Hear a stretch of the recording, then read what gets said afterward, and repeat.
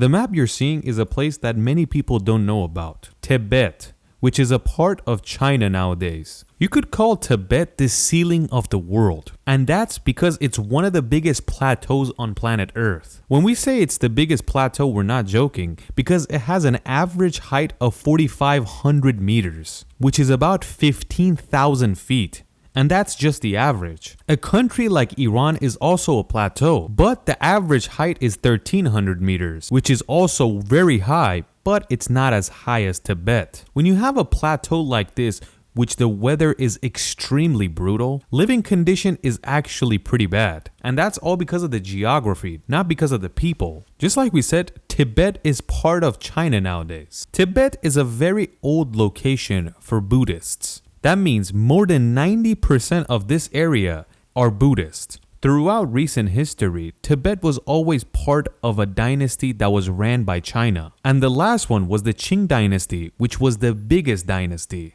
In the year 1912, when this dynasty falls apart, Tibet becomes a country for the very first time. And they announce that we are an independent nation. Tibet remains a sovereign country until the year 1951. Then all of a sudden, Communist China, ran by Mao Zedong, decides to annex Tibet and make it part of China once again. So basically, they took Tibet by force because the people did not want to be part of China. But since they didn't have a proper army, they couldn't fight back. They had to surrender. Some may say, who cares? Tibet has been a part of China throughout history. Why does it matter? It has always been under China, but not communist China, because the new regime that came into power is an atheist regime, communist. And just like we said, more than 90% of the population of Tibet is Buddhist. If Tibet had a lot of good minerals, oil, gas, trees, or something else of value, maybe the huge powers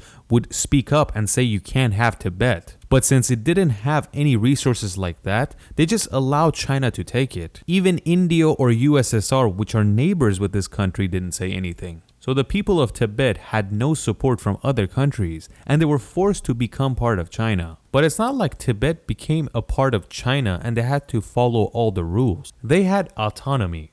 But what I'm telling you is all on paper. When you're autonomous, it's kind of like being a state in the US. You can have your own types of rules, but you're still under one country. The capital controls the military and all the other stuff and collects taxes. But even though on paper, Tibet is supposed to be like that, it's not like this. And there's always a lot of pressure coming from the capital, Beijing. The main reason there's a lot of pressure because the culture differences, especially the religion. Just like we said, the Chinese Communist Party doesn't believe in religion. They're mostly atheist. So they don't want a huge part of the population being Buddhist altogether. It kind of seems like they're putting too much pressure on the people of Tibet to change their religion, change their culture, and be more like the other parts of China. But the people of Tibet do not give up this easy. They will never give up their religion and culture. You have to know that the biggest ethnic group that lives in China are the Hans. More than 1.2 billion people of this country are the Huns. And one of the things the main capital does is tell the people, basically the Huns that live on the eastern part of China,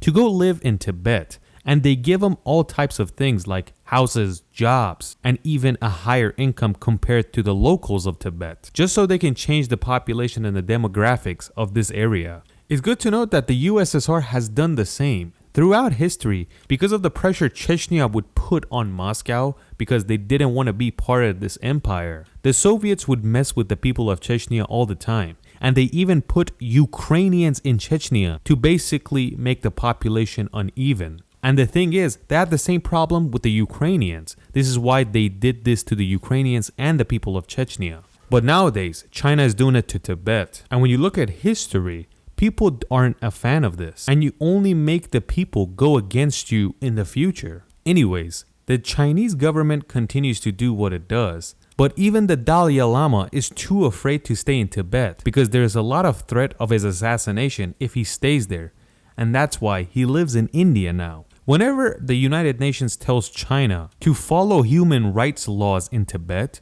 they always say that Tibet is an autonomous nation and they do what they want to do. And just like we said, this is far from the truth. Another place you can compare Tibet is the Arabian Desert. Whenever you look at every empire, including the Persian, the Romans, the Ottomans, they never cared about the Arabian desert. The weather was extremely harsh and there wasn't any resources, so why conquer it? Throughout history, China felt the same way about Tibet.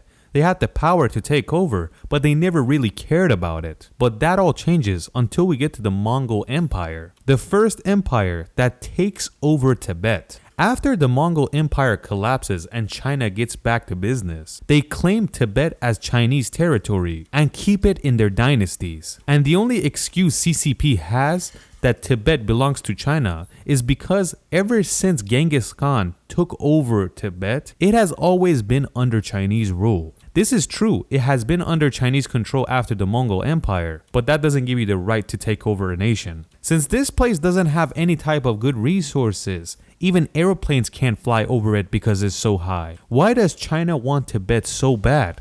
China wants this place mainly because of India. They don't want to give up Tibet because they know they're Buddhist and India would have more influence over them, and this could cause a lot of problems for China's future. Another important thing is that in these insane heights, a lot of the water freezes, and in the summertime, they create a lot of important rivers downstream. So a lot of farmers are expected to have the water that comes from Tibet for their farming. And the Chinese cannot afford to have Tibet build dams over these rivers and cause a problem with their farming industry.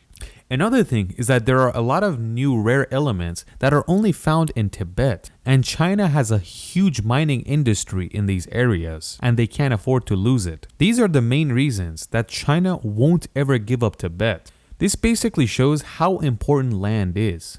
No matter how useless it might seem today, it will be valuable someday in the future, just like the Arabian desert. For thousands of years, nobody really cared about this area, but once they found oil, this area turned into a different type of world. Basically, it's in Chinese hands now, and other superpowers don't really care that China has it. China is a superpower itself, and they don't want to compete with them. Sometimes the media talks about the Uyghur Turks and how they're being mistreated. But they don't really acknowledge them either, just like the Tibetans. Even Turkic countries don't say anything. And that's because they don't want to ruin their relationship with China. They know if they keep saying this, China won't sell to them anymore. And that could drastically hurt their economy. A lot of countries are dependent on Chinese goods, and that's why they don't really talk about it. Before we cut the video, we have to say why airplanes don't fly over Tibet. Just like we said, this is a huge plateau that has an average height of 4,500 meters or 15,000 feet. Airplanes fly at 30,000 feet. Another thing that puts a huge risk for the airplane is that the weather is unpredictable up there. One minute it could be sunny, the other minute a thunderstorm could strike. So the weather is extremely unstable, and that makes flying there very difficult. Flying over Tibet is like kind of flying over a 4,500 meter mountain. The weather is changing all the time.